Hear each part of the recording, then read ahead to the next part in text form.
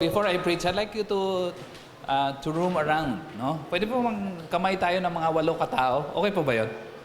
8 katao. We have to shake hands with 8 people. Bilangin po natin, ha? Okay. Hanggat maaari, people you have not known before. Okay? Pwede po natin gawin yan. 1, 2, 3, go. Yeah, yeah, yeah, yeah, yeah, yeah. Come on, come on, come on. Yeah, yeah, yeah, yeah. Yeah. Yes. Yes, sir. Yeah, yes. Yes, sir. Yes. Thank you. Yes. Grabe, minsan lang tayo nakita-kita. Thank you. Thank you.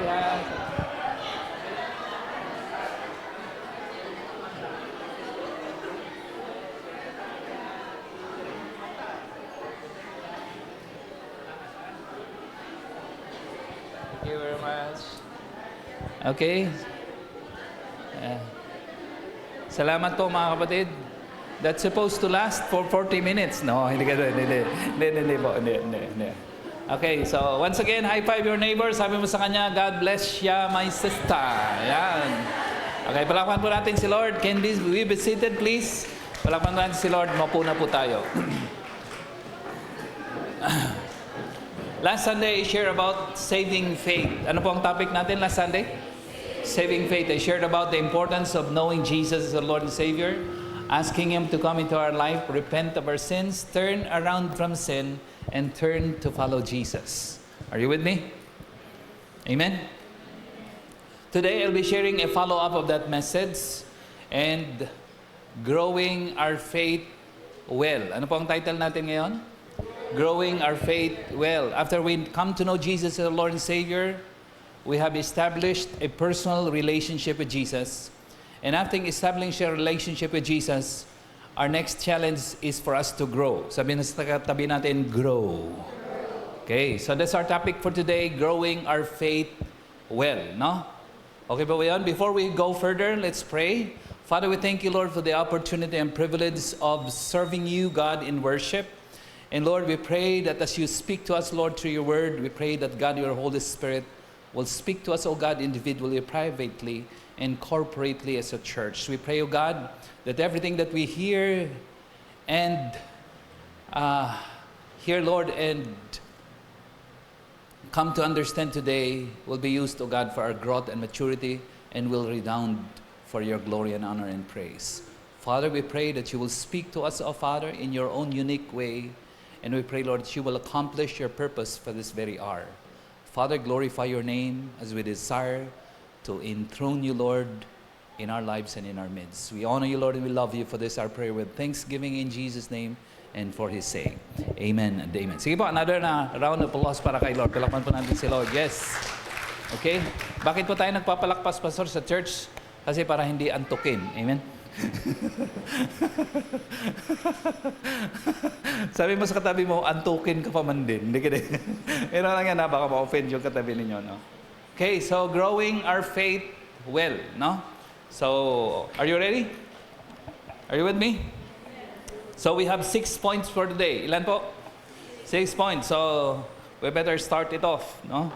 Number 1, in order for us to grow our faith, we need to understand that growing our faith follows the dying of ourselves. Basahin po natin at the count of 3. 1, 2, 3, go. It follows the dying of self. No? So growing our faith starts and it follows the dying of ourself. No? Parang ano po siya, no? Parang contradictory. No? Ang tawag natin sa Bible dyan ay paradox. Sabi natin paradox. Okay, yung parang mali pero totoo. Parang false, pero pala totoo.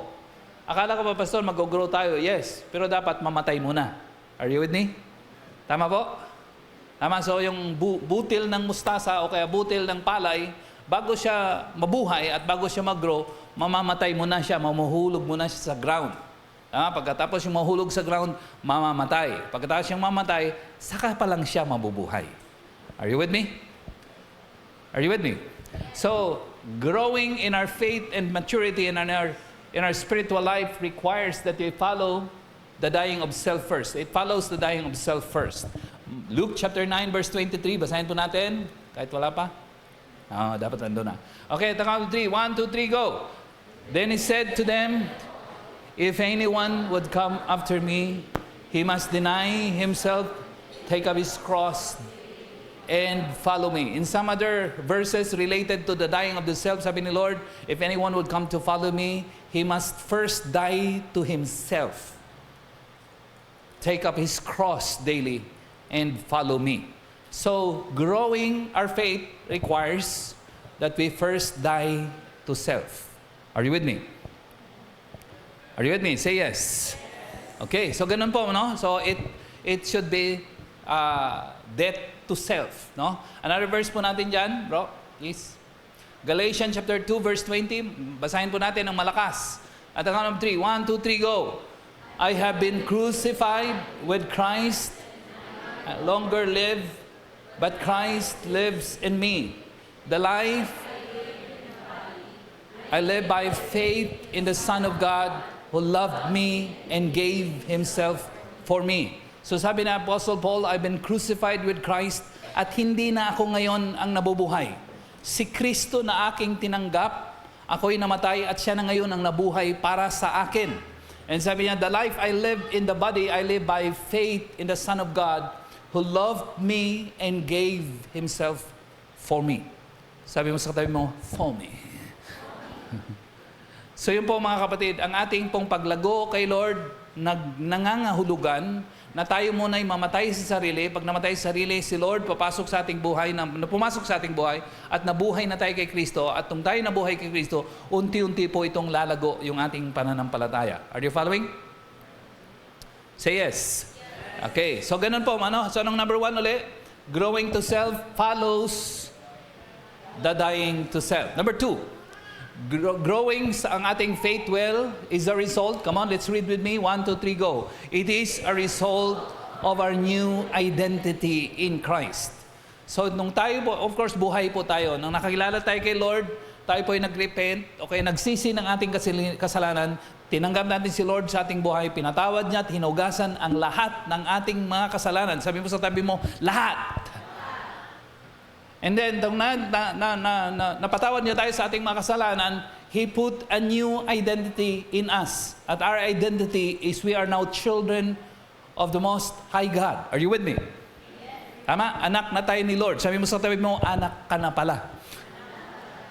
So yung ating paglago kay Lord, it follows as a result of our new identity in Christ. Sabi ng 2 Corinthians chapter 5 verse 17, basahin po natin at the count of 3, malakas, 1, 2, 3, go. Therefore, if anyone is in Christ, he is a new creation. The old has gone, the new has come. So sabi niya, ang sino mang na kay Kristo ay bagong nilalang. Ang dating ikaw ay nawala na, namatay na, nawala na, ngayon ang lahat ay naging bago. Bakit naging bago? Sapagkat si Kristo ay pumasok sa ating buhay. Are you with me? May mga literatures na medyo confusing sa atin because ang sinasabi po ng iba is that when you come to know Jesus, Lord and Savior, you have two natures. Sabi natin, two natures. Yung old nature and new nature. No. Sabi mo sa tabi mo, no. According to this verse, we have only one nature, not two.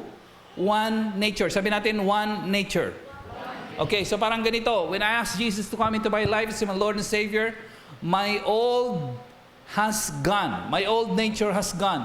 And Christ created me a new nature. Sabi natin, new nature. If I have a new nature, Pastor, why is it that I am still sinning in my life? Magandang tanong yan. We have only one nature, that is the new nature that God provided for us. But we are still in the flesh. And because we are still in the flesh, we have old habits that are not easy to die. Sabi natin, habits. For instance, pag ikaw ay nag-aaral, when you study sa BSU, dati-rate, hindi ka nag-aaral, ang ginagawa mo, tulog ng tulog. Are you with me? Are you with me? Okay, nung ikaw ay nag-aaral, hindi ka na masyadong natutulog. Hindi na masyadong tulog ng tulog. Kasi nga po, may nag-aaral ka na. May subject ka na biology. Are you with me? Ano ba? History. Rizal. English. Tama, Filipino. Are you following? So ngayon, nag-aaral ka, nag-focus ka na sa pag-aaral, lagi ka nag-aaral. Kamukha ng katabi mo, nag-aaral lagi yan. Are you with me? Are you with me? Masipag mag-aaral yan, mga kapatid. Hindi nagla-love life yan para mag-aaral. Hindi kayo nag-agree. Sabi mo sa katabi mo, kunyari ka pa. Okay, so nung ikaw nag-aaral sa BSU, laging focus mo ay yung pag-aaral. Pero paminsan-minsan, patulog-tulog ka pa rin. Are you with me? Are you with me? Hindi siya totally nawala yung patulog-tulog mo, pero madalas ka nang nag-aaral. Tama po ba? Tama po. When we come to know as the Lord, Jesus is our Lord and Savior, ang aking bagong identity is we have new nature. And then new nature is we are children of God. Children of Christ. Are you with me? Are you with me? But we are still in the flesh. And because we are still in the flesh, we still have old habits that we've been doing for years. Sabi natin years. And because of that old habit, sometimes we still don't do what is right and what the Lord requires us to do what is pleasing in His sight. Are you following so far? Amen? Amen? Okay, so new nature na tayo, isang nature, and yet, paminsan-minsan, nagre-revert back tayo sa ating old habits. By the way, ang goal ni Lord sa ating buhay ay pag tinanggap natin si Lord, hindi kaagad tayo papunta sa langit. Bakit hindi niya tayo kaagad pinapupunta sa langit? Although that's our ultimate destination. Sabi natin, ultimate. Although our ultimate destination is in heaven, but when Christ come into our lives, our Lord and Savior, hindi niya kaagad tayo tinransform into heaven. Why? Because ang ginagawa niya sa atin is transformation. Sabi natin, transformation. Pastor, ano yung transformation? Ang magandang example ng transformation is, ano po, no? Pupa ba yun, Pao? Ang pronunciation ng ano? Pupa, no? Caterpillar? Ha? Caterpillar? Pupa? Tama ba? Oh. Tama, no? Tama. Si Pao ang tinatanong ko, si Pat ang sumasagot. I'm confused. Dapat yata si Pat ang tatanungin ko para si Pao ang sasagot. Hindi. Pareho kasi silang matalino eh. Yun ang mahirap sa mga matatalino eh. Amen, mga kapatid? Amen? Yung kapatid mo, maganda lang. Amen? Hindi, biro lang po yun. Sabi mo sa katabi mo, biro lang yun. Ganyan naman, no? By the way, sa church, okay magbiro. Tama po ba yun? Kasi minsan pag nagbibiro ko, parang ang laki ng nagawa kong kasalanan. Parang nagawa ang commandment number 11. Parang binayolate ko. Thou shall not joke in the pulpit. Parang ganun ba? No. Sabi mo sa no. Sabi ng Bible, you have to enjoy life. Alam niyo ba yun? Nehemiah 8:10, the joy of the Lord is our strength. When you enjoy God, worshiping, loving the Lord, enjoying your life, actually, as you enjoy your life, you gain more strength. Yun pong ibig sabihin. Lalo kang lumalakas. Tama po? Tama? Yeah. Pag sumasayaw ka, kamukha ni Pao, nanghihina kasi nag-exert siya ng energy. Pero nagsiserve ka kay Lord, lumalakas. Tama? So matalino si Pao, sumasayaw siya para kay Lord, kaya lalong lumalakas. Amen? Pero hindi niyo sinusuportan siya. Okay, sabi natin amen. Okay, nasaan ako? Hindi ko na alam. Yuta. Transformation. So yun po, ang caterpillar, gumagapang lang siya. Sa English, gumagaps. Tama? Hindi. Gaps ang dog sa English. Gumagapang lang po yung caterpillar. And then, after some time, ilalagay niya ang sarili niya doon, parang ibabalot yung sarili niya doon sa mga leaves. And after one week, siguro 5 weeks, siguro 7 weeks, iba-iba po ang kanilang, iba-iba po ang time frame nila. And then it will be transformed into a powerful and wonderful butterfly. Sabi natin, butterfly. So from caterpillar, na nandun sa ground, nag-crawl, and all of a sudden, it has been transformed into a butterfly that flies. Are you with me? Are you with me? Tama? So makita po natin yung process. Sabi natin process. So from crawling to flying, parang ganon, no? Of course, hindi siya nangyari overnight. It has a process. Sabi natin, process. Okay, ganon din po ang ginagawa ni Lord sa atin. When we come to know Him as our Lord and Savior, immediately, hindi na tayong ginagawang nandun na sa langit. Hindi na tayo tina-transform to go to heaven. Why? Because there is a process of transformation that the Lord is setting forth dito sa atin habang natay sa on earth. And someday, when we are when we grow more and more like Jesus, when we are transformed more and more like Jesus, and someday we will go to heaven and we will be perfect and we will enjoy heaven for eternity. Amen. Amen. So makita po natin, ang tawag po doon ay transformation. Proseso siyang nababago tayo. So ganun din po kay Lord. When we ask Jesus to come into our life, we are not automatically transformed. We are transformed slowly. Sabi natin, slowly. Okay? Gently and sometimes not so gently. Are you following? So yun po, no? So yun po, it follows our newfound identity in Christ. Yung growing will natin in faith follows, it's a result of our identity in Christ. Galatians chapter 5 verse 16, sabi niya po doon, to say, live by the Spirit, and you will not gratify the desires of the sinful nature. For the sinful nature, verse 17 ako. Mukhang hindi pa nata-transform yung For the sinful nature desires what is contrary to the Spirit, and the Spirit what is contrary to the sinful nature. They are in conflict with each other so that you do not do what you want. Verse 18. But if you are led by the Spirit, you are now under law. Verse 19. The acts of the sinful nature are obvious: sexual immorality, impurity, and debauchery. Verse 20. Idolatry, witchcraft, hatred, discord, jealousy, fits of rage, selfish ambition, dissensions, factions, and revolutions. No, wala doon. And envy, drunkenness, orgies, and the like. I warn you, as I did before, that those who live like this will not inherit the kingdom of God. Verse 22, but the fruit of the Holy Spirit is love, joy, peace, patience, kindness, goodness, faithfulness. Verse 23, gentleness and self-control. Against such things there is no law. Sabi natin, law. Ibig sabihin po, pagkatapos mong makilala si Lord, magde-decide ka na sundin po yung kalooban ng Lord. Are you with me? Kasi ang ating habit, naka-program siya na gagawin natin kung anong gusto natin. Are you with me? Ang gusto natin, matulog, hindi pumunta sa church. Tama po? Tama? O ako lang? So, ganun po. Ang gusto natin, matulog, o kaya mag-sleep, magkaiba po yun. Pag tayo magpe-pray, ayaw namin mag-pray, gusto lang natin kumain at mag-eat. Tama? Parang nalilito kayo. Are you with me? Ibig sabihin po, taliwas sa ating bagong identity. Bakit taliwas ang gusto natin gawin sa ating bagong identity? Habits. Sabi natin, habits.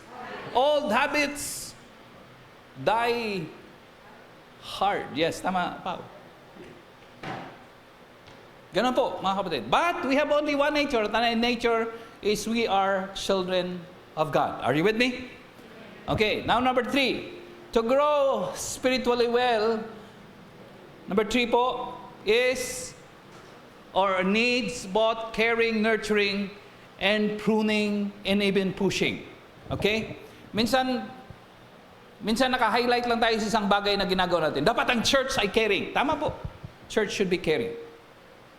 On the other hand, church must also be pushing. Are you with me? Are you with me? So minsan naka-highlight lang tayo sa isang factor. Kunyari, sa Diyos. Ang Diyos ay mabuti. Ang Diyos ay pag-ibig. Kaso lang minsan, pinapalo din tayo ni Lord. Tama po ba? Dinidisiplina din tayo ni Lord. So hindi sapat na mag-focus lang tayo sa isang characteristic ng Lord, sa isang aspeto ng buhay natin at sa meditation ng church, for instance, at sa karakter ni Lord. So pag sinabi tayo ng Diyos ay pag-ibig, si Lord is also a God of righteousness. Tama po ba yun, mga kapatid? Tama? Pag siya ay pag-ibig, siya din minsan ay nagko-correct.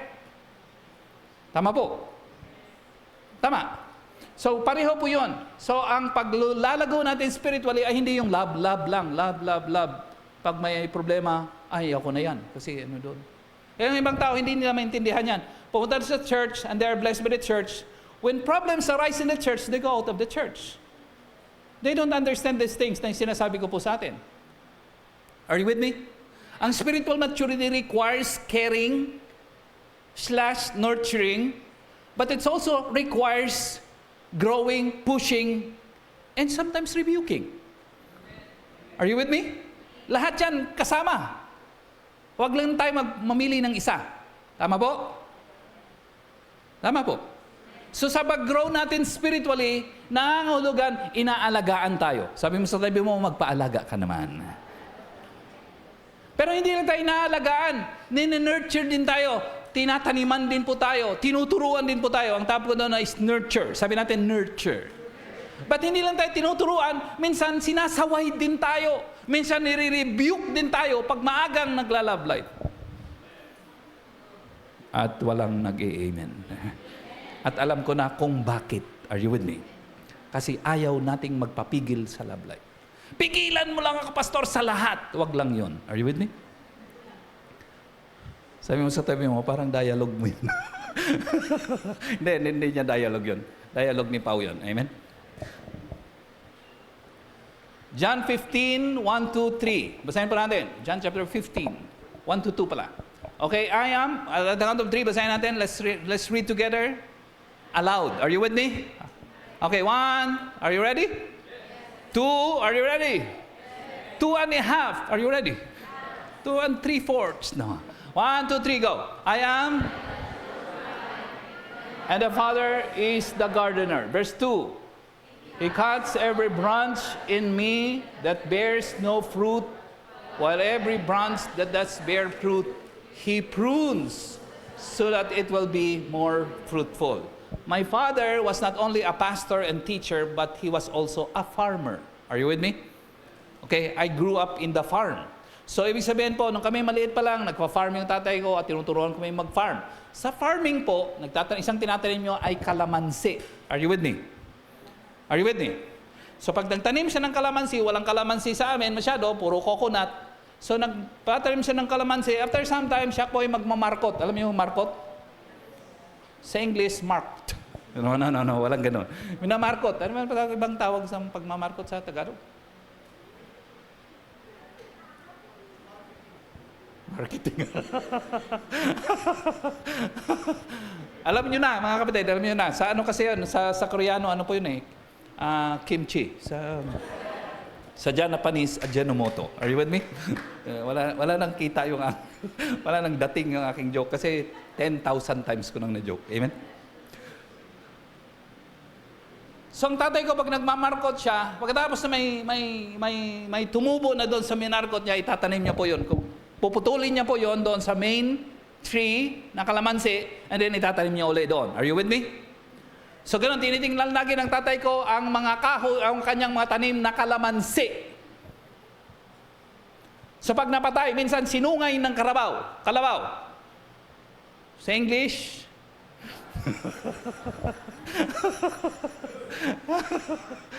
pastor, ano ba ito? Preaching ba ito o English lesson? All of the above. I mean, okay lang kayo? Are you with me? Okay. So, nasa na nga ba ako? Nawala ko din. Sa kalabaw. Sinungay ng kalabaw yung kalamansi. Akala kasi ng kalabaw minsan sinusungay niya yung coconut. Eh malakas yun. Kahit anong sungay niya, hindi natutumba. Minsan mga malalaking kahoy. Castillo de Roma. May ganong kahoy sa amin, no? Ang mga malakas po yun, mga pang ano po namin yun, mga pang foundation ng bahay. Susungayin ng kalabaw, nako, hindi niya matumba yun. Nakakita siya ng kalamansi, sinungay niya ako. Sira-sira yung branch ng kalamansi. Are you with me? So pag nabali yung kalamansi, mga ilang araw lang, natutuyo na yung nabaling branch. Are you following? Are you following? Alam kong nakatingin kayo sa akin, pero hindi ko sigurado kung nasusundan nyo eh. Ganun po ang tingin nyo sa akin. No? Hindi ko alam kung ang sinusundan nyo yung illustration ko o iniisip nyo yung isasaing nyo. Are you with me? Okay, balik tayo doon sa kalabaw. Yung kalabaw, sinungay yung kalamansi. So, natuyo, nasira. Alam mo, ang gagawin ng tatay ko, nakita, pambihirang kalabaw to. Tatanggalin niya po yung tuyo na nasira ng kalabaw at itatapon niya at sisigaan. Are you with me? Are you with me? Kasi kahit ang tatay ko, pastor, kahit anong dasal niya doon sa patay, hindi na yun mabubuhay. Are you following? So, anong gagawin sa patay na sanga? Tatapon. So, ganun po mga kapatid ng farmers. Sabi ni Lord, yun po. Sabi niya, He cuts off every branch in me that bears no fruit. Kasi wala siyang silbi. Kaya, wala na. Tuyo na yan. Tsak! Sabi mo sa katabi mo, tsak! Tsak! Kanya. May sound pa, no? Tsak! Pero yung nagbubunga, ipupro ng tatay ko yun, tatabasan niya yung pinaka-top most ng tree. Hindi yata kayo kasi farmer eh. Kaya hindi ako naintindihan. Marami sa inyo nag-aartista eh. Are you with me? Amen? So, ipuprune niya yung topmost, yung calamansi na leaves, and then mamayang konti, dadami na uli. Ang ganyang leaves. Are you following? Ang tawag doon, pruning. Sabi natin, pruning. Yung mabungahin, pinuprune pa rin. Inaalagaan pa rin. Ibig sabihin, kinakat pa rin yung portion siya at masakit yon. Pero ang meant nun, it is meant to bear more fruit. Are you with me? Sa ating buhay, ganyan din po. Sa ating buhay, the Lord is not only punishing us if we sin. Are you with me? By the way, the Lord doesn't punish us as we deserve. Sometimes there are consequences, most of the times there are consequences of our sinful actions, but He doesn't treat us as we deserve, says the Bible. Ibig sabihin, hindi lahat ng kasalanan natin pinaparusahan tayo ni Lord. Are you with me? Are you with me? Karamihang kasalanan natin, pinapalagpas tayo ni Lord. Sabi mo sa tabi mo, lalo na yung sayo. Are you following so far? Amen. So yun po. So ganun po, minsan sa ating growth and maturity, hindi lang po siya straight line. And growth, spiritual growth and maturity is not only straight line. Sometimes bako-bako yun. Are you with me? Are you with me? Sometimes the Lord cares for us. He sends us caring people.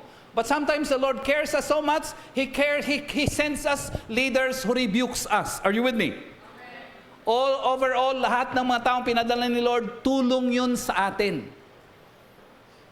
May benefit nun sa atin. Are you following so far?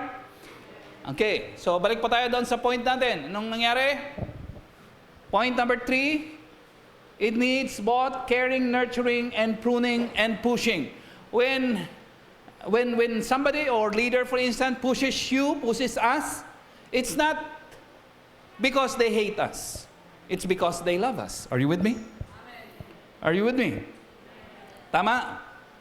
When parents love their children, they discipline their children. Tama po ba mga kapatid? When teachers love their students at Rojas National High School, tama po? Are you with me? Tama? They teach them well. Tama po? They correct them. Tama po? Tama po? They correct their mistakes. So ganun po, ang tawag po doon ay pruning, even pushing. Number 4, okay lang kayo? Check nyo po ang katabi nyo, baka mag-backslide. Sabi mo sa katabi mo, are you okay?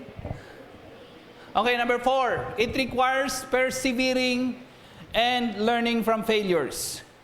Para sa akin, mahalaga po ito. No? Para sa akin, dapat ang mindset natin ng failure, dapat progressive. No? Failure is not the enemy of success. Failure is part of our success. Are you with me? Are you with me?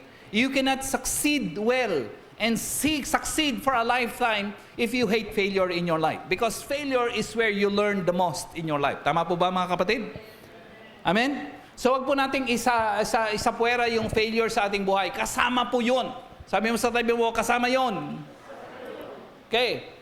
Pag tayo nag-aaral, grade 1 hanggang college, ilang beses tayong nag-fail sa exam? Sabi mo sa katabi mo, napakarami, hindi na mabilang. Amen? Tama? Tama po? Tama?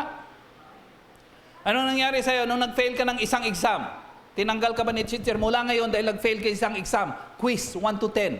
You are no longer a student for the rest of your life. Sabi mo sa tabi mo, hindi ganun.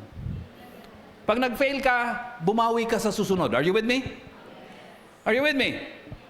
Okay. Ang tawag doon, failing forward. Sabi ni John Maxwell, when you fail, you learn the lesson and you become better and you continue with the journey and you achieve greater results as a result. Amen. Amen.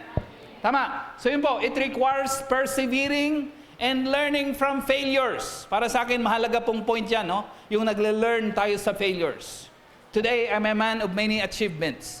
But I have more than double, maybe trifold of my failures in life. Are you with me? Sometimes people focus on our successes. But the truth of the matter is that we have a lot of failures. That's why we succeed. Tama po? Tama po? Dati-rate, when our leaders and members achieved first nilang board exam, they passed. I celebrate immediately. Pinagmamalaki ko yun. I'm so proud. Not anymore. Oh, I still celebrate. Tama po ba mga kapatid? Don't get me wrong. Pero, dati kasi para bang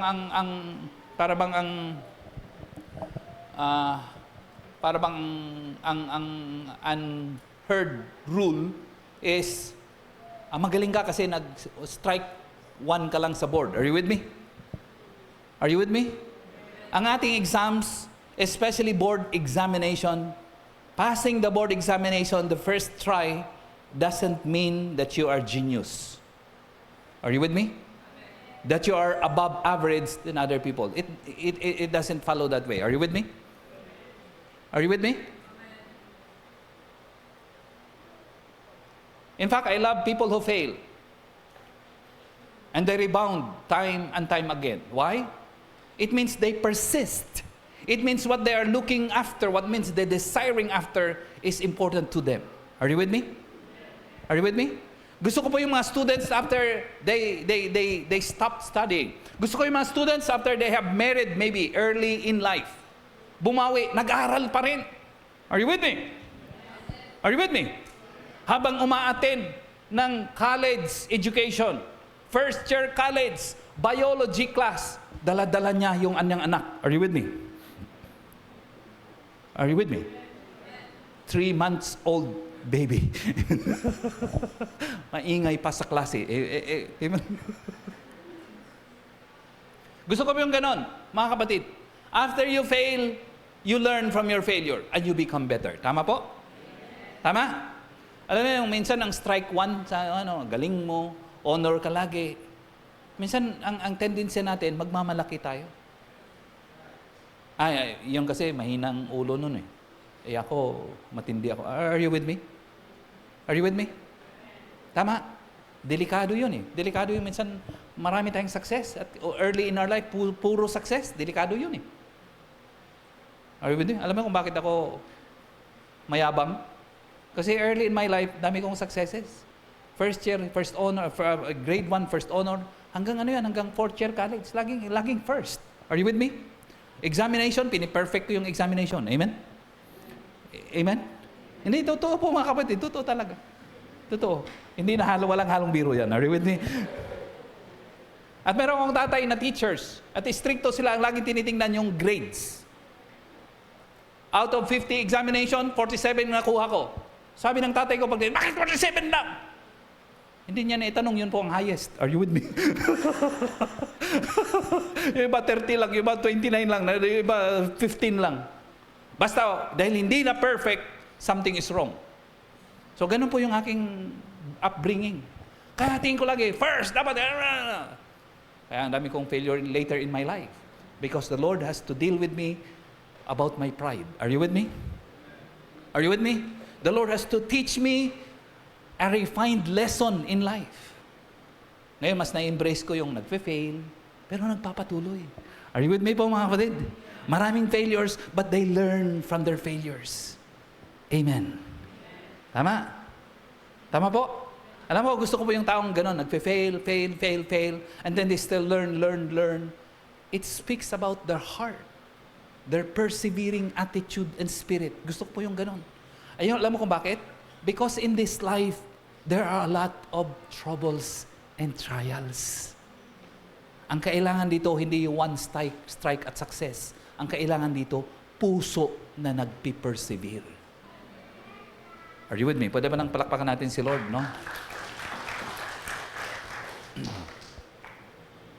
One of my favorite verses, Proverbs 24:16. For the righteous man falls, ilan daw po? Of course, it's not 7 talagang, literally 7. When the Bible talks about numbers, especially 7, it means complete number. Are you with me? Are you with me? So, when a righteous man falls 7 times, ibig sabihin that 7 times could be 100 times. But as a result of 100 times failures, he was perfected in his character. Are you with me? So when the righteous man falls 7 times, he rises again. But tingnan niyo po yung wicked. But the wicked are brought down by a single calamity. Grabe, isa lang nag-fail. Ayawan na kaagad. Nanligaw, nabasted. Are you with me? Are you with me? Ayawan na kaagad. Mula ngayon, hindi na ako magmamahal. Sabi mo sa tabi mo,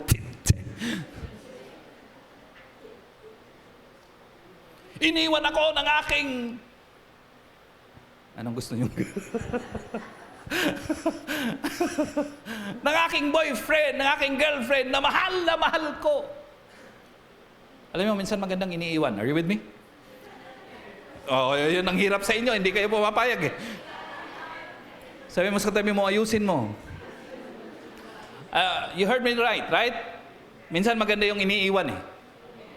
Okay. Sinasabi ko po sa aking pre-marital counseling, relationship, di ba? Courtship, nanliligaw, and then pag tinanggap ka ng babae, mayroon kayong relationship, and you are preparing for marriage. But not all relationship should graduate into marriage. Are you following? Are you with me? So ang tanong, Pastor, bakit hindi yung nasa relationship, Kristiyano naman kami, may Diyos naman kami, bakit hindi tumutuloy-tuloy sa marriage? Because ang relationship is different than marriage. Are you with me? That relationship, you will learn, if you can accept him or her, you will adjust sa kanyang weaknesses and strength. And if you could adjust well, then you go on to your marriage life. If you could not adjust well, tama po ba mga kapatid? And many people don't adjust well, it's okay to break up. Are you with me? Part of the process of understanding the will of God for our partners in life is during relationship, you determine whether you will go to marriage or not. Are you with me? You are not with me.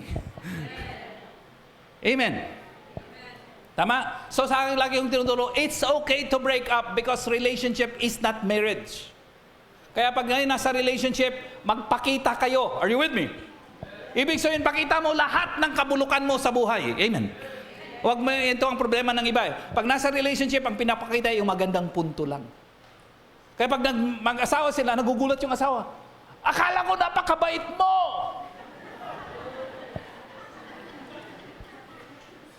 Are you with me? Eh kasi hindi nagpakita. Dati-rati pag nag-aaway tayo, kahit ikaw mali, ikaw nagsusorry. Marriage life, hindi ka na nagsusorry.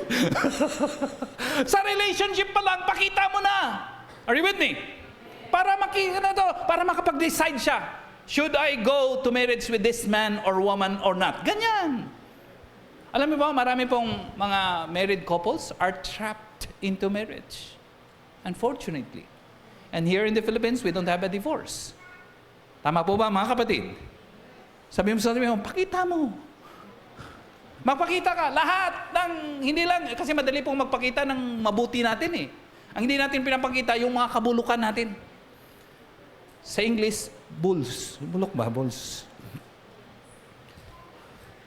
Parang akalang tayo tumatawa, no? Parang sila, parang walang dating, no? Kasi 100 times na po nila narinig ang marami kong jokes. Wala nang dating. Okay, so sabi po dito, the wicked person is brought down by calamity. Grabe, ang wicked pala yung nagka-problema ka lang, umayaw ka na. Are you with me? Righteous pala yung may problema ka, nag-fail ka naman paulit-ulit, pero nagpatuloy ka pa rin. Yun pala ang characteristics ng righteous. Mahal na mahal ko yung isang leader natin dito, itago na lang natin sa pangalang Roger. Are you with me? Siya po ang record holder ng pagbabackslide natin. Are you with me? Yung iba pong tao kasi nag-backslide once, ako twice, yung iba thrice, marami na po yung 4. Sa kanya, 5. Matindi. Are you with me? Pero dahil maraming backsliding, ang dami niyong natutunan sa buhay. Are you with me? Sabi ko, mapalad ang mapapangasawa ng taong ito. Amen? Parang wala pa po yata.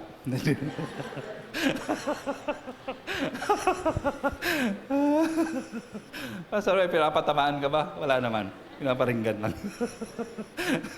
Kasama pa rin. Kasama na po. Kasama na rin. Ang tawag dyan, holistic. Are you with me? Okay lang kayo? I-check niyo po ang katabi niyo. Sabi niyo, are you okay? Okay, ano na tayo? Number 5, yes. Otherwise, maghapon na naman tayo, no? Number 5, ano po? Growing spiritually well is very, come on, read with me. It is very rewarding. Yes. Spiritual maturity is very, very rewarding. We were brought out, most of us were brought out by a religious tradition that do not require us with anything. Ako, nung ako'y maliit pa lang, sinasama ko ng lola ko, pupunta kami sa church. Pag magpapas yung offering, I could give offering or not. Are you with me? Are you with me? Walang requirements. Pag pumupunta kami sa church, yung aming, hindi pa pastor ang tatay ko dati, yung aming pong pari doon, na kamag-anak ng aking nanay, pag hindi niya kami nakita, hindi niya kami sinisita. Are you with me? So kung mag-church kami ng weekly, okay lang. Kung mag-church ako once a month, okay pa rin. Kung mag-church ako once a year, wala pa rin. Hindi niya ako sinisita. Hindi niya kami sinisita. Are you following? At yung iba nag-church once in a lifetime. At hindi pa rin sinisita. So ganyan po ang aming release. Most of us were brought out to that religious tradition. By the way, it's good. Sabi natin it's good. Kasi yung iba po, atheist ang kanilang background eh. Tama po? Tama po, walang Diyos. Hindi sila tinuturuan tungkol sa Lord. Karamihan po sa atin, we're brought out by a Catholic religious tradition. And that's good. Sabi natin sa tabi mo, that's good. And we should be grateful. Are you with me? Are you with me? It's good and we should be grateful. Malinaw po ba yan mga kapatid? Are you with me? Okay. But as I read the Bible, as we read the Bible, meron talagang accountability eh. Meron talagang spiritual maturity dapat. Are you with me? So kung ako dati, hindi ako na-require na mag-spiritually mature, that's why ang dami kong nagawang kalokohan sa buhay ko. I have been a drug addict. I have been a leader of the gang. I destroyed a lot of people's lives because of, I have not grown spiritually. Because there was no accountability whatsoever in my spiritual growth and maturity. Are you with me? Tama po? So ganyan po, nasira buhay ko at sinira ko din ang buhay ng iba. Ganun po lagi.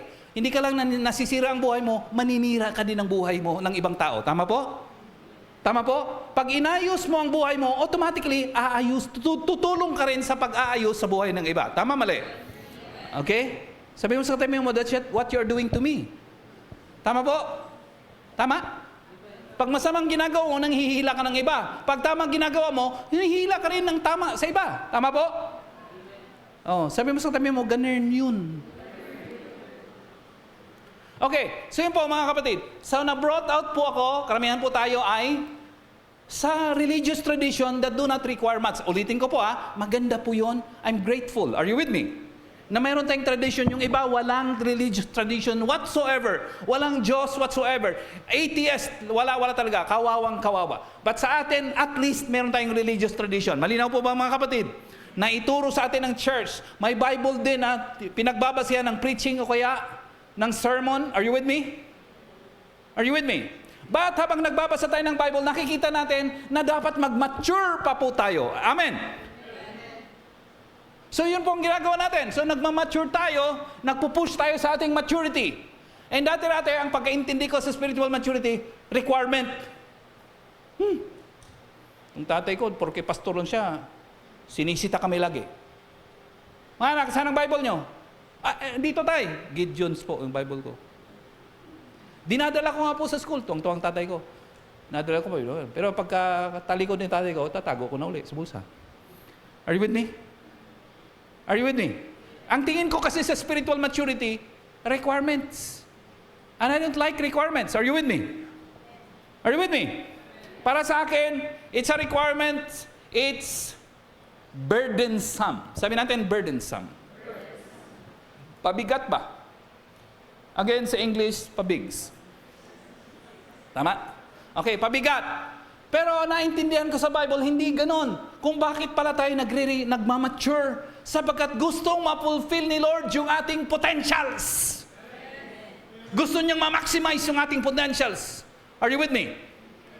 Tingnan niyo po natin sa ating mga anak, sa tao lang, no? Illustration. Bakit ang isang tao kamukha ko, kung ako'y tatay at ako po'y tatay, bakit ang gustong-gusto ko sa anak, makapag-aral sila, magkaroon sila ng magandang buhay, and ma-maximize ang kanilang potential? Because as a father, as a parent, I love to maximize their lives because I love them. Are you with me? Amen. Hindi kaya dahil sa mahal na mahal tayo ng Diyos, pinupush niya rin tayong mag-grow. Kasi sa ating growth and maturity, makakamit natin ang greater blessings sa ating buhay. Lakasan mo po natin. Kaso lang hindi ho mangyayari yun. Kung ang tingin natin sa growth and maturity, requirements, pabigat. Hindi po siya pabigat. Pagaang siya. Are you with me?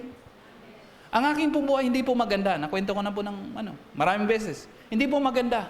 Basura ang aking buhay. Salamat na niligtas ako ng Lord. Kung yun lang ang ginawa ng Lord sa akin, niligtas niya, pinatawad niya ang aking kasalanan, and I will go to heaven for the rest of my life and for eternity because God saved me, it will be enough. Okay na po sa akin yun. Pero si Lord being a good God, hindi niya lang tayo niligtas, hindi niya lang ako pinatawad, nilinis, at nilagyan ng langit for eternity na aking destination. Hindi lang yun si Lord dahil mabuti siyang Diyos. Dahil mabuti siyang Diyos, hindi niya lang ako binigyan ng langit for eternity. Nilaanan niya rin ako ng napakaraming bagay that I will enjoy in this life and the life to come. He gifted me with relationships. Sabi natin relationship. He gifted with people like you. Are you with me?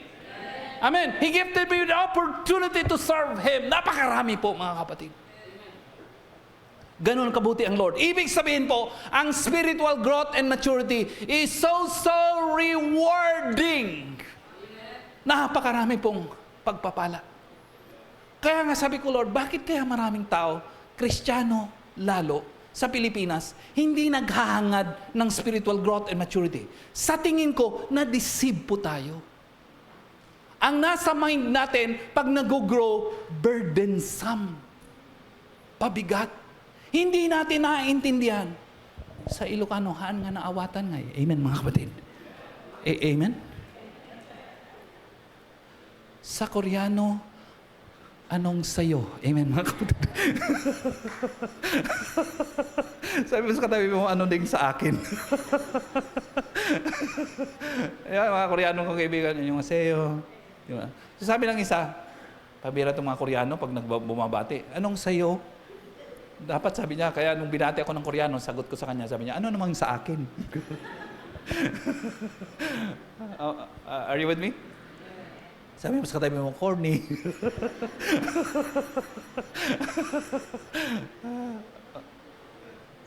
Anong masama ng tingin niyo sa akin? Ano tayo, mga kapatid? It is very, very rewarding. I could not even tell you the many, many rewards na natanggap natin sa paglilingkod kay Lord. Sabi ko nga po, kahit hindi ako rewardan ng Lord, niligtas niya lang ako. He saved me, that will be enough for me. Pero mabuti ang Diyos. Hindi niya lang ako niligtas, hindi lang ako pinatawad, hindi lang nilinis ang lahat ng kasalanan, at hindi lang ako nandaan ng langit for eternity. But He gave me a lot of rewards. Amen? Okay? Hindi ko na isa-isahin kasi ang hirap isa-isahin. Napakarami. Amen. Okay, verse na lang sa Bible. Mark chapter 10, verse 29 to 30. Response ni Jesus ito sa tatanong ni Peter. Sabi ni Peter sa Lord, we have left everything to follow you. That's what Peter was saying to Jesus. Sabi niya, what will be in this for me? Ano ang mapapala ko? Iniwan namin ang lahat para sumunod sa iyo, Lord. Ano mang sa amin? Ano nga sa'yo? Ano sa akin? Ano nang sa akin, Lord? Sabi ni Peter. Sabi ni Lord kay Peter, sabi niya, I tell you the truth, Jesus replied, no one who has left home or brothers or sisters or mother or father or children or fields for me and the gospel will fail to receive, 100 times as much in this present age. Note, in this present age, heaven is the age to come. Are you with me? Are you with me? Nasaan ang present age? Heaven or earth? Earth. Present age. So sabi niya, receive 100 times as much in this present age. And He specifies what are those blessings. Homes. Are you with me? Brothers. I live in Capiz. Ang mga kapatid ko nandun sa Capiz, sa Manila, sa Iloilo City. Wala akong kapatid dito. But God has gifted me with precious brothers and sisters in you. Are you with me? Yun ang pangako ni Lord. Sabi niya, bibigyan kita ng brothers, bigyan kita ng sisters, bigyan ka ng mothers, mentor, bigyan kita ng disciple na magturing mong maging anak. Are you with me? Amen. And then sabi niya, and fields. Sa ibang translation, lands. Are you with me? We praise God. The Lord has given us lands. Doon po sa Nangalisan, Asin. Are you with me po mga kapatid? We bought a 1 hectare land doon po sa ating church, Prayer Mountain. And recently, we paid for the 1.7 hectare land para sa ating mga leaders. Mga 35 of them. No? Are you with me? Are you with me? Bakit nga karoon ng land, Pastor? Pinangako ng Lord. Amen. Amen. Mukhang more lands to come. Amen. Amen. Dati-rete ang land ko, marami din sa paso. Amen. Amen. Tama. Pero ngayon, hindi nilang sa paso. Amen. Tama po ba mga kapatid? So land, sabi niya, and with them persecution, and specify niya rin, may persecution, may problema, may magcha-challenge sa faith mo, hindi lahat magpapasalamat sa'yo, may magkikriticize sa'yo, may mambabato ng tinapay sa'yo. Are you with me? Hindi lang tinapay. Minsan garapon din ang ginagamit.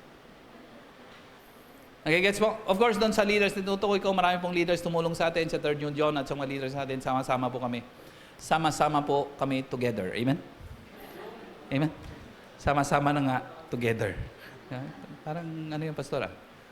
Oo, ganun talaga. Oh, persecution and in the age to come, anong sabi niya? And in the age to come, eternal life. Grabe, sigurado pala. Ba mga kapatid, kung hindi po ba nakikita niyong rewards ito, ba awan ko kung ano pang tingin natin dito. Ibig sabihin, times ni Lord, times 2 nga lang yung achievement mo, tungtuwa ka na eh. Tama po ba mga kapatid? Times 3 nga lang, ang tindi na eh. Times 5 nga lang, sabi ni Lord, 100 times! Asma, sige palakpakan natin si Lord. Dapat excited, 100 times. Isang similar na verse, Matthew chapter 13, yes, thank you. Matthew chapter 13, verse 8, and then 23.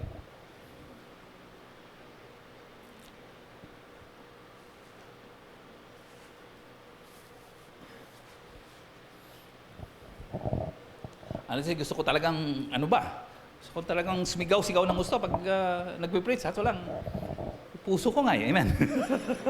Sabi mo sa tayo, puso, no? Siyempre, nagpapagamot pa ako sa puso, no? Still other seed, ano po ito about sa parable of the soil, nagsik po ang farmer ng seed, napunta yung ibang sa daanan, isa ba sa dawagan, iba sa stony place. And then sabi sa verse 8, still other seed fell on good soil. Sabi natin, good soil. Where it produced a crop, ilan daw po? 100. Yung iba ay 60. At yung iba po ay 30 times what was sown. Okay, verse 23, another explanation for this. But the one who received, ibig sabihin po, hindi lang po about ito seed na sinaw ng farmer. It's about people who hear the word of God. Sabi mo sa tabi mo, like you. And then sabi niya, but the one who received the seed, the word of God that fell on good soil, is the man or the woman who hears the word and understands it. Are you with me? Are you with me? And understand this. And then because he understood the word, as a result of his hearing and applying the word, it reproduces the word and its effect in his life. Some reproduce a crop yielding 100, other times 60, and other times 30. Grabe, pag ang puso mo pala open kay Lord, ang multiplication factor mo, ang pinakamababa, 30 times. Are you with me? Are you with me? I'm 57 years old now, although I look 56. Amen? I evaluated my life. I served the Lord, I followed the Lord as pastors when I was 21 years old. I evaluated my life. Sabi ko, Lord, what happened to me? Amen? Nakaka-English din sila, nakaka-intindi din sila ng English, di ba? What happened? Amen? Sabi ko, what happened to my life? I evaluated my life. And I sense that the Lord has gifted me with so many things in life, achievements in life. Are you with me? So many blessings in life. Truth to tell. Ang katotohanan, kahit ang dami ko nang natanggap na pagpapala kay Lord, sa tansya ko, hindi pa umabot ng 30 times. Baka 29 pa lang. Are you with me? Are you with me? Pero ang pinangako ng Lord, ang mababa, 30. Yung iba, 60. Pero ang design ni Lord, 100 times as much. Amen. Amen. As we purchase the land, pumunta kami sa office ni Attorney Jonah. Pag-usapan natin siya, wala naman siya rito eh. Are you with me? Are you with me? Habang inaasikaso niya kami doon at yung ibang client ni Jonah, yung kasama naming engineer, I'm amazed, sabi ko sa batang ito, parang bata pa naman, amen?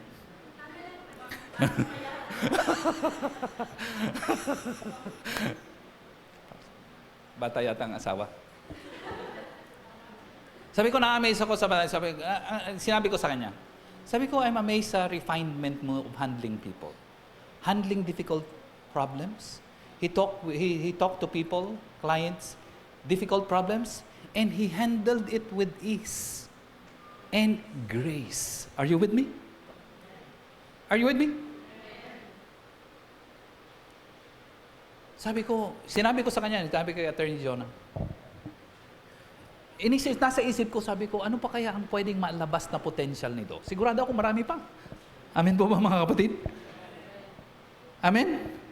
Sa tingin ko, sa tingin ko kay Ma'am Jonah, mukhang wala pang 5% ang lumalabas eh. Amen po mga kapatid? Mukhang marami pa. Are you with me? Kaya sa katabi mo, marami pang lalabas dyan. Amen po mga kapatid. Amen.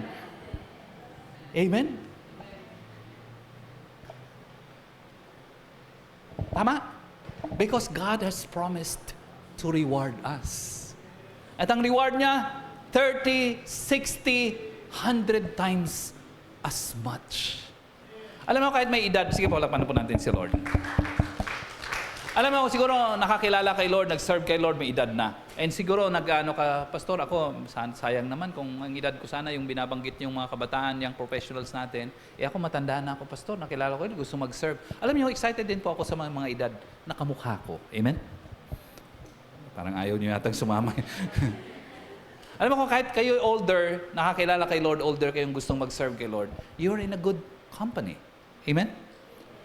Amen? Alam mo si Moses, nag-serve siya kay Lord when he was 80 years old. Are you with me? Remember, he was in Egypt when he killed the Egyptian. He was 40 years old. He went to the desert as a result. Tama? And he spent 40 years in the desert. Ibig sabihin, when God appeared to him in a burning bush, he was already 80 years old. Si Grandma Moses, ito po ay magaling na, ano tawag doon, yung nagdodraw ba yun, nagka-craft? I think she started drawing at cultivating her craft at the age of 66, if I was not mistaken. Are you with me? 80 years old, 60 plus years old, nagsisimula pa lang. Sabi mo sa katabi mo, bata ka pa pala. Amen. Amen? One time may nabasa pa akong article, and I love that article. I forgot to photocopy that article. I love that article. I was constantly referring to that article. In that article, it examined the many people who succeeded during their 50 plus years, 50 years old plus years. Ibig sabihin, they started succeeding not when they were teenagers, not when they were early 30s, not in 40s, when they were already 50 plus years old. Some people would dismiss them as old. Not so. Sabi mo, not so. Sabi ng research na yun, ng study na yun, ang mga tao daw nagtatagumpay later in life usually continued the uptrend of success. Alam mo kung bakit? Kasi natutunan nila ng maigi ang prinsipyo sa buhay. Are you with me? Are you with me? Tama? Ay, kaya pala, okay lang pala. Sabi mo sa katabi mo, bata ka pa talaga. At marami pang gagawin si Lord sa buhay natin. Amen? Okay, pwede mga palakpan natin si Lord para mawala ang antok. Amen? Kasi may 4 hours pa po ako. Amen? Hindi. 3 na lang, 3. Okay, last. Number 6 and last. Sabi mo sa katabi mo, buti naman. It requires, basahin po natin, growing well in our faith, it requires a process. Pwede mga i-review natin from first. Growing well spiritually, number 1, follows, come on, read with me, follows the dying of self. Are you with me? Pangalawa, growing well in our spiritual faith is the result, come on, read with me, is a result of our new identity in Christ. Sabi mo sa katabi mo, new. Number 3, it needs both caring, nurturing, and pruning, even pushing.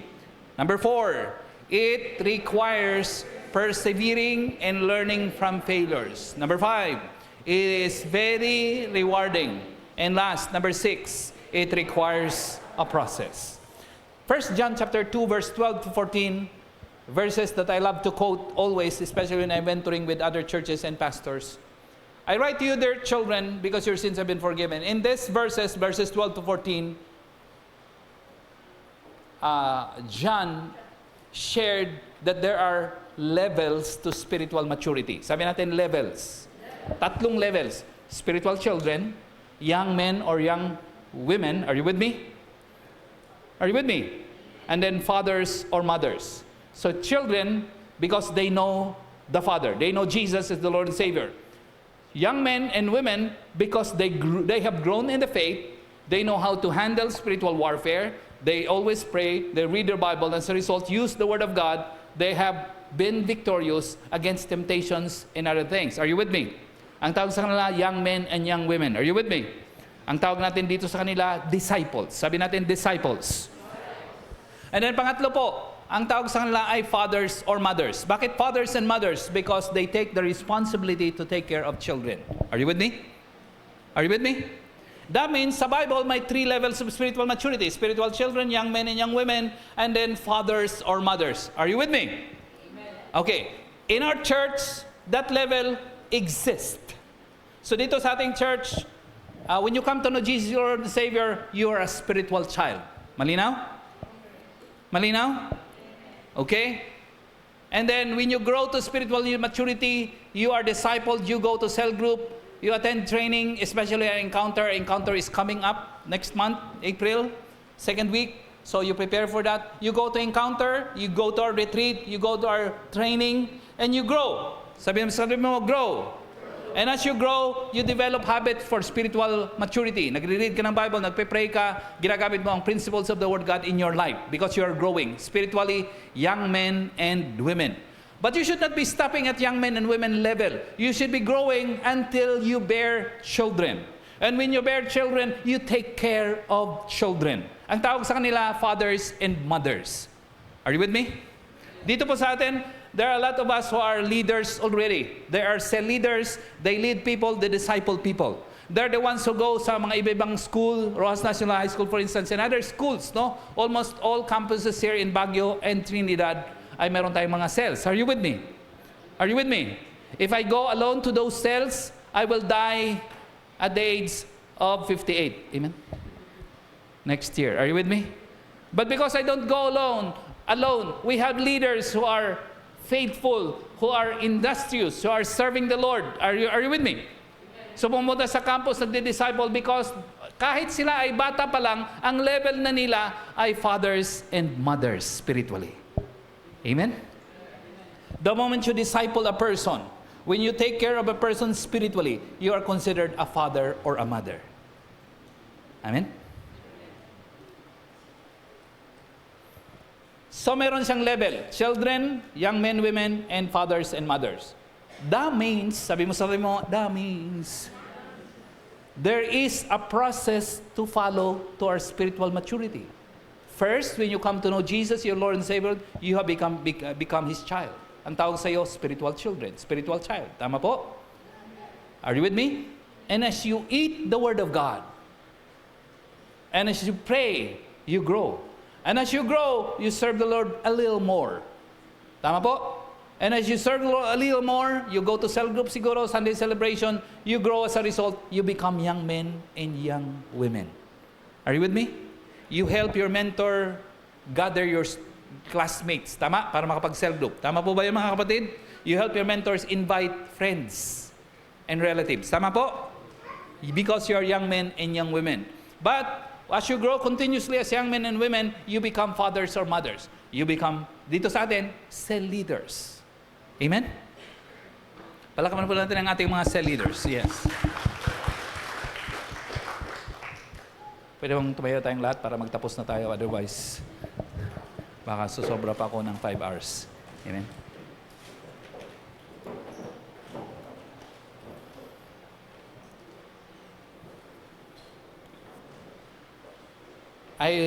This September, I'll be celebrating my 36th year of serving as a pastor. 36, yun na po, no?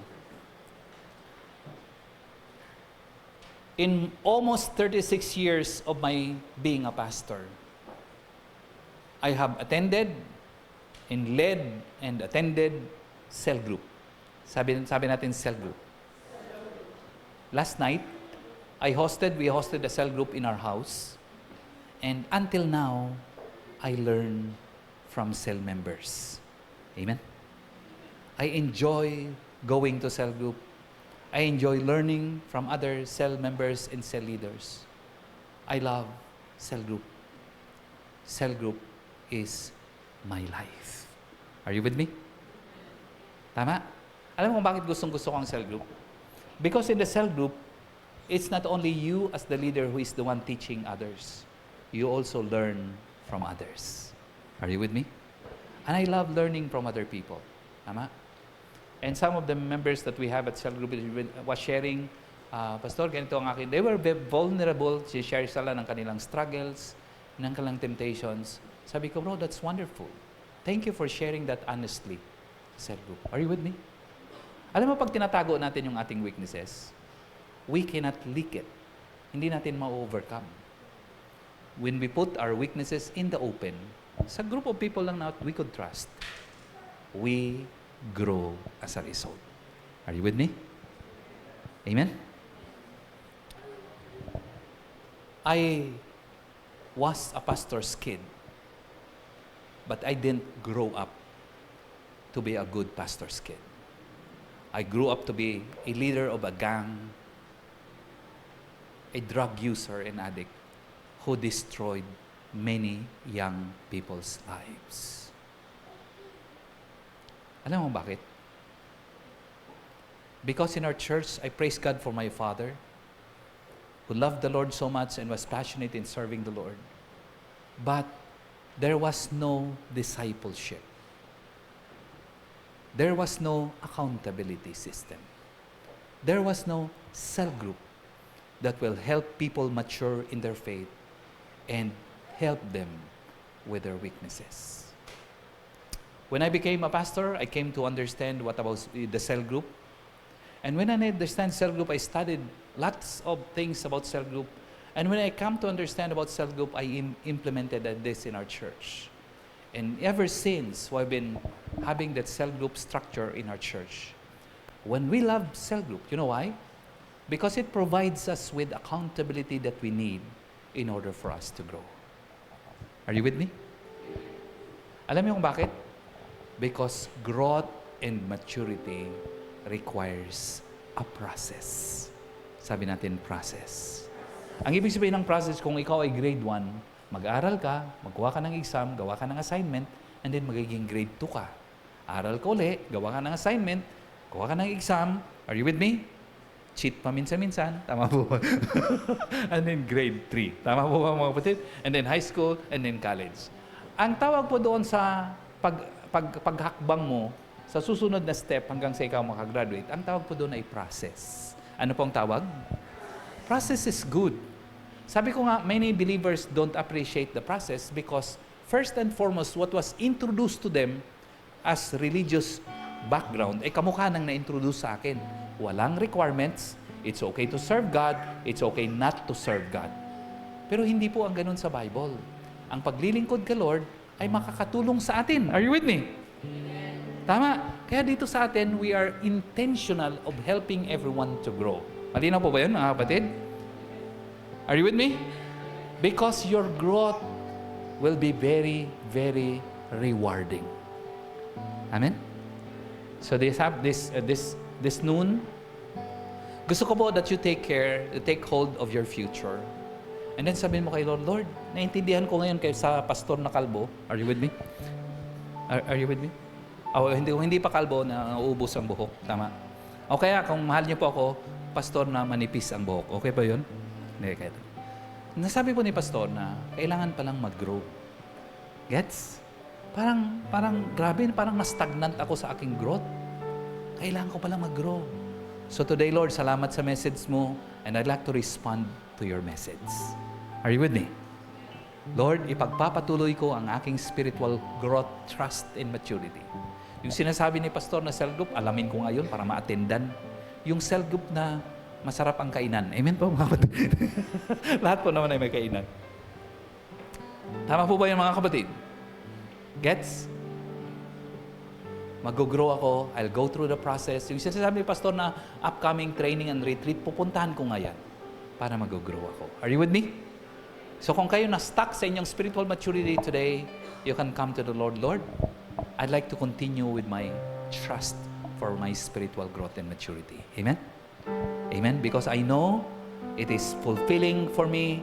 I will be able to help other people grow as well. And it will be very, very rewarding. Amen? Amen? So I want you to raise your right hand if you are that person who wants to grow.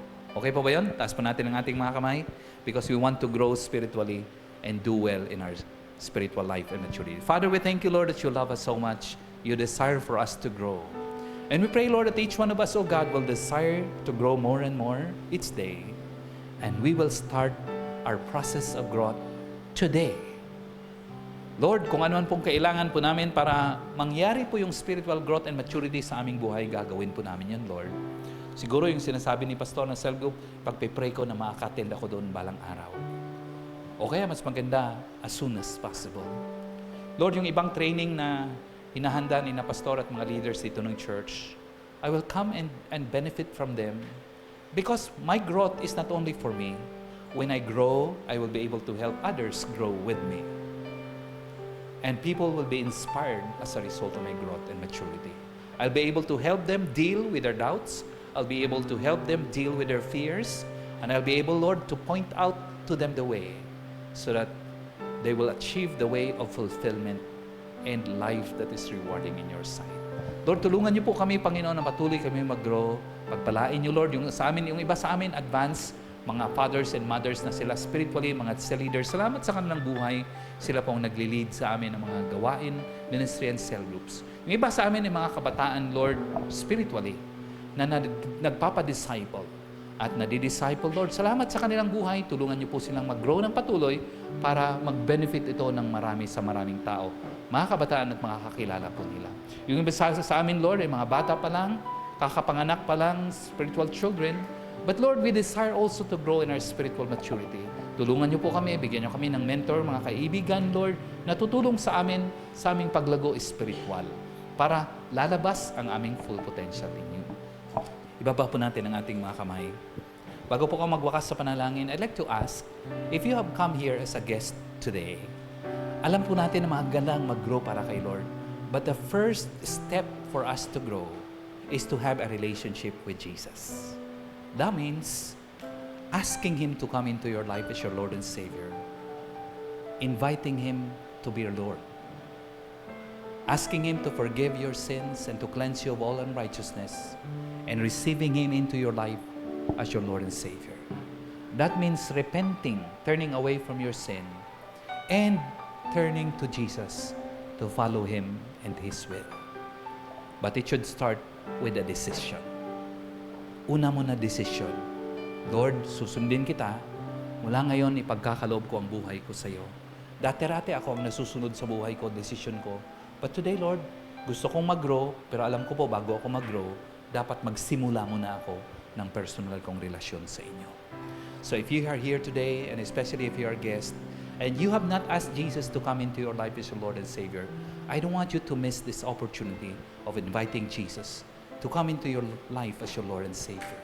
If you will, I'll count 1 to 3, at pagbilang ko po ng 3, and if you want to receive Jesus as your Lord and personal Savior, I want you to manifest that decision by raising your right hand. Is that all right? Pag nakita ko po ang inyong kamay, that means gusto namin si Lord paghariin. At ang gagawin ko ay pagpipray ko po kayo para mangyari ang hangarin nyo. Na si Lord ay hindi lang pumasok at maghari sa inyong buhay, kundi kayo mag-mature spiritually at magagamit ni Lord ang inyong buhay sa paglilingkod sa Kanya. Okay po ba yun? Bilang ko ng 1 to 3, pagbilang ko po, for those of you, especially our guests, who want to make Jesus the Lord of your life, receive Him into your life as your Lord and Savior, turning away from your sin and turning to follow Jesus, itatas niyo po ang inyong kanang kamay, nangangahulugan yon na gusto mong magdesisyon ng pagsunod kay Lord Jesus as your Lord and Savior. Hindi po ito nangangahulugan na sumasama ka sa simbahan, sumasama ka sa anumang denomination. Hindi po yung susi para tayo'y napatawad. Ang susi ay paghariin si Lord sa ating buhay bilang Panginoon tagapagligtas. So bibilang na ako ngayon ng 3, pagbilang ko po ng 3, kung sino man sa inyo gusto na si Lord maghari sa inyong buhay, ay itaas niyo po ang inyong kanang kamay so that I can pray for you. Okay po ba yan? 1, 2, 3. Sige po, makasama po natin. Parang mahina pa rin. Tama po. Okay.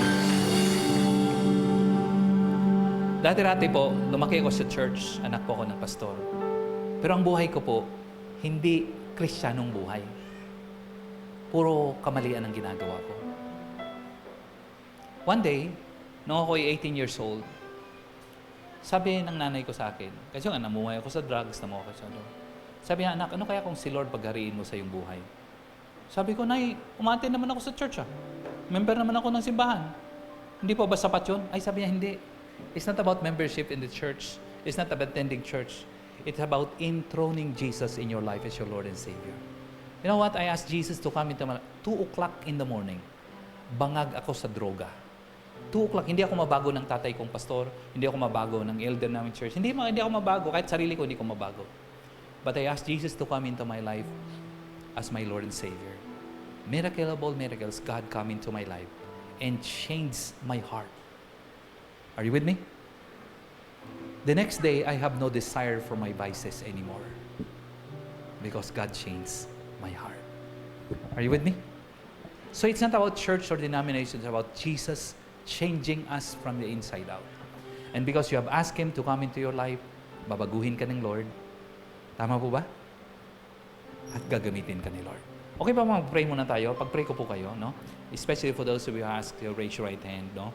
Mamaya po, after ng prayer ko, kakanta muna tayo. Pagkatapos ng kanta natin, magka-huddle. Kunting huddle sa group. Kasi papabigyan ko po kayo ng materials doon para makatulong sa inyong spiritual maturity. At doon po malalaman natin ang mga announcement ng ating cell group para makapunta din kayo. Okay po ba yun? Okay? So, mga leaders naman, alam naman po ninyo, kasama yung disciples, kung sila po ay tumanggap kay Lord, i-follow up na lang natin. Okay po ba yun? Okay, come on, let's pray together. Father, today, we receive your word, and some of us, oh God, responded to your challenge of asking you, Lord, to come into our life as your Lord and Savior. Lord, alam po namin na, at alam ko po, Lord, nang ako'y tumanggap sa iyo bilang tagapagligtas, binago niyo po ang aking buhay. This is not about church or denomination or having a religion or not. This is about Jesus coming into my life and changing me, accompanying me from then on, now, and for the rest of my life. Alam ko po, Lord, gagawin niyo din po sa buhay ng bawat isa na pinaghari nila kayo sa kanilang buhay. Lord, puspusin niyo po sila ng banal na Espiritu Santo sa kanilang buhay. Tulungan niyo po sila, Panginoon, na makita, maintindihan ang kanilang identity in Christ. And they will grow to spiritual maturity and they will serve you with passion and joy sa kanilang buhay at sa kanilang puso. Lord, yung kanilang mga leader, tulungan niyo po na magabayan sila para hindi lang sila mag-mature, kundi magamit din ang kanilang lakas sa paglilingkod sa inyo. And Lord, sa aming lahat, as we depart from this place mamayang konti, we thank you, Lord, for all that you've done sa aming buhay, sa aming kalagitnaan. God, let's pray, we praise you, for you are in charge ng aming buhay. You are worthy of our praise and our worship. We desire you, Lord, and we love you. We honor you, Lord, and we bless you. I bless you po ang bawat isa. For this we pray in Jesus' name.